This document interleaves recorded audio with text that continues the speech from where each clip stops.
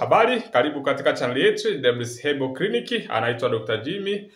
Leo nitaongelea changamoto ya bawasiri, nitaongelea namna ya kuondokana na bawasiri ukiwa hapo nyumbani. Nikukumbushe, kama ni mara ya kwanza kufuatia channel yetu, basi usahau kusubscribe na comment ili uweze kuwa mtu wa kwanza kupata dondoo za kiafya tunazo tuma kila siku. Sasa siku hizi tumekuwa na changamoto ambayo ni bawasiri, ambayo sasa hivi imekuwa ikiwakumba jinsia zote, lakini bila kuchagua umri au bila kubagua umri, sio kwa watoto, sio kwa watu wazima, sio kwa wanawake, sio kwa wanaume. Basi ni changamoto ambayo imekuwa kubwa kwa sasa hivi, na wengi wamekuwa wakifanya operation wakijua kwamba tiba sahihi ni operation, na wapo wengi ambao wamefanya operation lakini baada ya muda changamoto inarudi pale pale. Nikukumbushe, bawasiri sio suluhisho lake sio kufanya operation. Sio kufanya operation, kwa hiyo inabidi utafute dawa nzuri kwa ajili ya kuyeyusha ule uvimbe na kuweka vizuri mfumo wako wa mmeng'enyaji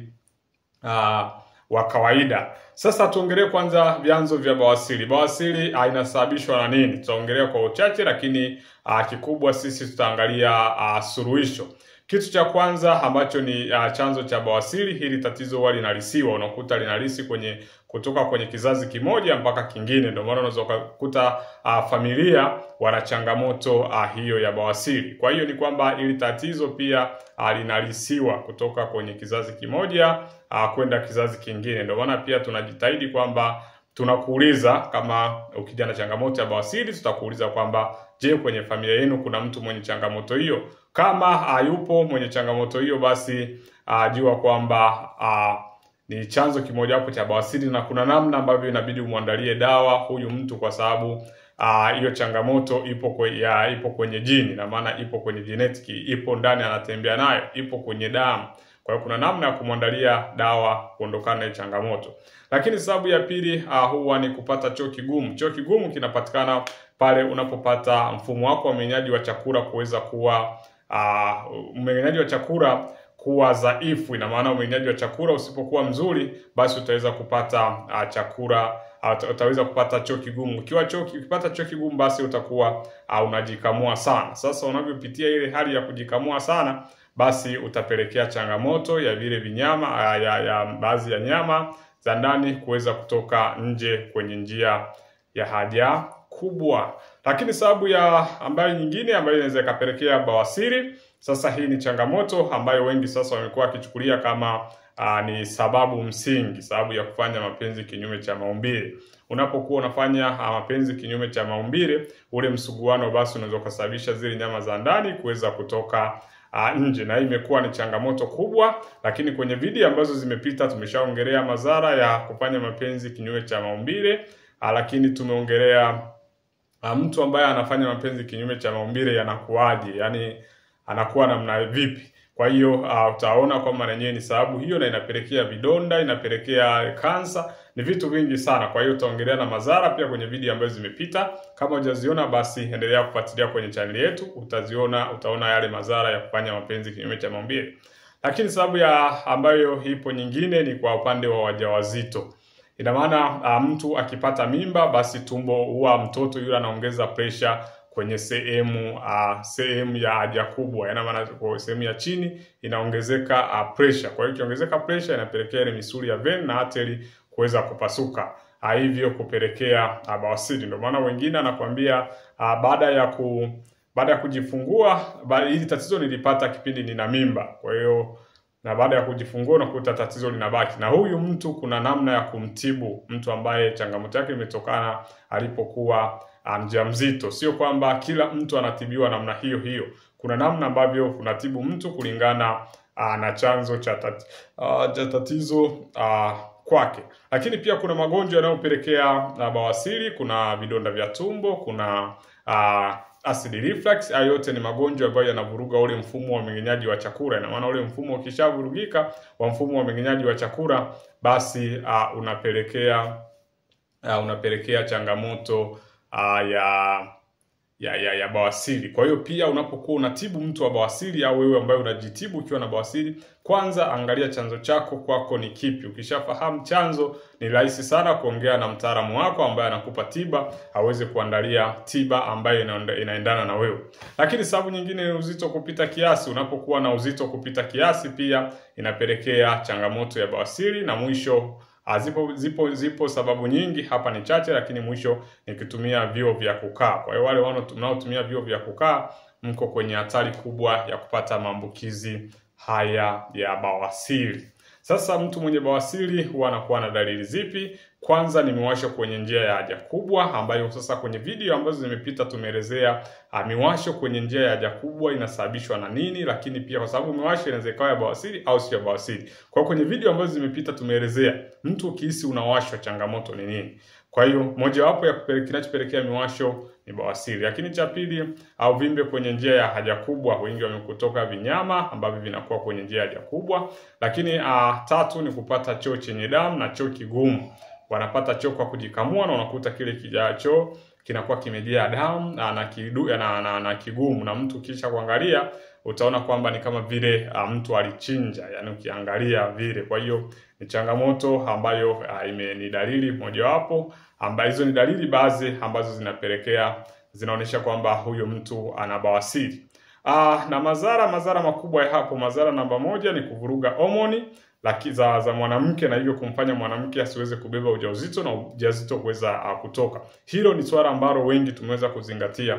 Kwa utafiti, watu wengi wamekuja baada ya kuwa na bawasiri, unakuta mimba zinakuwa zinatoka. Ni kwa nini? Ni kwa sababu ya bawasiri. Bawasiri inavuruga yule mfumo inavuruga homoni, ambayo homoni zinakufanya wewe uweze kubeba ujauzito. Kwa upande wa mwanaume, nguvu za kiume hupungua. Kwa mfano zile vein arteries ambazo zipo kwenye njia haja kubwa ndio zinazopelekea damu kwenye uume ili uweze kusimama barabara. Kwa hiyo ikitokea una bawasiri, kwa kweli itakuwa ni changamoto kubwa.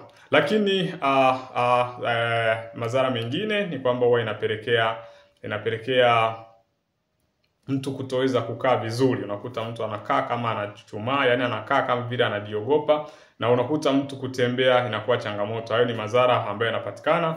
Lakini mwisho ambayo madhara yapo ambayo mtu utayapata, inaweza kupelekea kansa kwenye njia ya haja kubwa. Kansa kwenye njia ya haja kubwa, kwenye video zimepita tumeelezea vizuri kansa kwenye njia ya haja kubwa inasababishwa na nini. Mojawapo ya sababu ni bawasiri. Zipo sababu nyingi, lakini mojawapo ni bawasiri. Kwa hiyo hayo ni baadhi ya madhara ambayo utayapata ukiwa na changamoto ya bawasiri. Sasa nitaelezea tiba za aina mbili. Nitaelezea tiba kwa kutumia mziwaziwa na tiba nyingine kwa kutumia mbono, mti wa mbono, wengi wanaujua. Lakini kwenye video zimepita tumeongelea namna ya kutibu bawasiri kwa kutumia mzungwa. Mzungwa wengi wanaofahamu kwa jina hilo, imekuwa ni dawa maarufu. Lakini leo tutaongelea namna ya kuondokana hii changamoto kwa kutumia mbono na mziwaziwa. Lakini mwisho madhara yake yanapelekea ule upungufu wa damu, kwa sababu wengi unakuta wanapoteza damu nyingi. Kwa hiyo ukiwa na changamoto hiyo, vitu gani vya kufanya? Kwanza, hakikisha unakula chakula laini, kisipelekee choo kigumu, ambapo ukipata choo kigumu utapata maumivu makali wakati wa kujisaidia. Lakini pendelea kunywa maji ya kutosha. Kunywa maji ya kutosha na tumia vyakula vingi vya kuimarisha mfumo wa mmeng'enyaji wa chakula. Kwa hiyo hizo ndo baadhi ndo tumeelezea kiufupi kuweza kuifahamu bawasiri. Wengi wamekuwa hawaifahamu bawasiri. Lakini kwenye video ambazo zimepita tumeshaongelea vyakula vya kutumia, au ni vitu gani unatakiwa kutumia ukiwa na bawasiri. Lakini pia uchaguzi wa vyakula ni mzuri sana kujua ni vyakula gani ambavyo unatakiwa kutumia, ambavyo vinarahisisha mfumo wako wa mmeng'enyaji wa chakula ili uweze kumeng'enyuliwa vizuri na kupata choo kilaini. Kwa hiyo inabidi ufahamu vyakula gani utumie. Lakini kama una vidonda vya tumbo, una acid reflux, basi hakikisha unatibu hivyo vitu kwanza, kwa sababu vyenyewe pia ni agent. mojawapo wa bawasiri. Lakini pia utaangalia wewe chanzo chako cha bawasiri ni kipi. Kama ni uzito kupita kiasi, angalia namna ya kutengeneza mazingira. Kama ulilisi changamoto, yani hakikisha mtu anayekuhudumia afahamu kwamba wewe chanzo chako ni kipi. Kama limelisiwa, kama ni uzito, kama ulipata wakati wa ujauzito, kama ulipata kwa kupata choo ngumu, hakikisha, kwa sababu hizi dawa zinakuwa zinatofautiana kulingana na chanzo cha tatizo kwako. Sasa tuanze kwa kutumia mbono. Wengine wanaita mmea wa mbono, wengine wanasema mbono kaburi. Ni majina tofauti ambayo unakuwa nayo. Kwanza utatafuta mzizi wa mti wa mbono. Utatafuta mti wa mbono, utachimba ile mizizi yake. Ukishachimba ile mizizi yake, basi utatenga mafungu mawili. Fungu la kwanza utaweza kuliunguza kwenye jiko ili uweze kutengeneza unga wa huo mti wa mbono, wa mzizi ule wa mti wa mbono. Utengeneza ule unga. Basi kisha kutengeneza unga, utachanganya na mafuta yoyote ya mgando. Mafuta ya mgando ni yale ambayo tunatumia kujipaka. Utatumia habo, utatumia nini, jeli, mafuta yoyote, ili mradi ni ya mgando. Utachanganya mle. Ukishachanganya, basi utakuwa unapaka kwenye uvimbe asubuhi na jioni tu. Ndani ya siku 10 changamoto itakuwa imeisha. Lakini fungu la pili la mzizi hiyo mizizi ya mbono, utakuwa unachemsha, kunywa glasi moja asubuhi, kunywa glasi moja jioni. Fanya hivyo pia ndani ya siku 10, changamoto itakuwa imeisha. Lakini mwisho, kwa kutumia mziwaziwa. Sasa mziwaziwa tunautumiaje kutibu bawasiri? Mziwaziwa unatumikaje kutibu bawasiri? Cha kwanza, mziwaziwa unatumika namna hii. Na yenyewe utachumba mziwaziwa. Ina maana utakuwa unang'oa na mizizi yake, utaiosha vizuri. Ukishaiosha vizuri, basi yenyewe utatenga mafungu mawili. Fungu la kwanza utakuwa unalichemsha, unakunywa asubuhi, mchana na jioni. Lakini fungu la pili utakuwa unaliponda, unapaka kwenye ule uvimbe, na yenyewe tumia mara 2 kwa siku, asubuhi na jioni. Fanya nayo yenyewe kwa siku 10, changamoto itakuwa imeisha. Hiyo ni namna ya kutibu bawasiri kwa kutumia mbono, wengine wanasema mbono kaburi, lakini pia kutumia mziwaziwa. Kwenye video ambazo zimepita tumeshaelezea namna ya kutumia mzungu wa kutibu bawasiri, lakini pia mziwaziwa imekuwa dawa ya changamoto nyingi. Changamoto ya vidonda vya tumbo, changamoto ya acid reflux, changamoto za uzazi wa kina mama. Kama ufahamu namna ya kuondokana na hizi changamoto, basi kwenye video ambazo zimepita fuatilia vizuri, utaweza kuona na tumeweza kuelezea vizuri. Nikukumbushe, kama ni mara ya kwanza kufuatia channel yetu, kama ni mara ya kwanza kuweza kuona channel yetu ya JWS Herbal Clinic, hii ni channel ambayo imekuwa suluhisho kwa watu wengi, kwa sababu sisi tunadili na suluhisho. Mara nyingi tunaangalia suluhisho, namna ya kuondokana na changamoto ambazo zimekuwa zikiwatesa wengi. Nikukumbushe na wewe, kama una changamoto ambayo imekuwa ikikutesa, tuambie kwenye comment ni changamoto ipi ambayo imekuwa ikikutesa, au tupigie simu na tutaweza kukushauri kuondokana na hiyo changamoto ukiwa hapo nyumbani. Kwa wale wenye vidonda vya tumbo, basi tumeshaandalia kitabu chenu kinaitwa Afya ya Tumbo. Hichi ni kitabu kwa upande wa vidonda vya tumbo na asidi, na hiki kitabu kimekuwa mjarabu, kimekuwa kiwasaidia watu kuondokana na changamoto ya vidonda vya tumbo na asidi. Lakini pia bila kusahau wale ambao wana changamoto ya nguvu za kiume, na maana wale watu ambao wana changamoto ya nguvu zao kupungua, basi tumeelezea namna kuondokana hiyo changamoto kwa kuangalia kwanza changamoto kwako ni ipi, sababu ya kwako kuwa na hiyo changamoto ni ipi.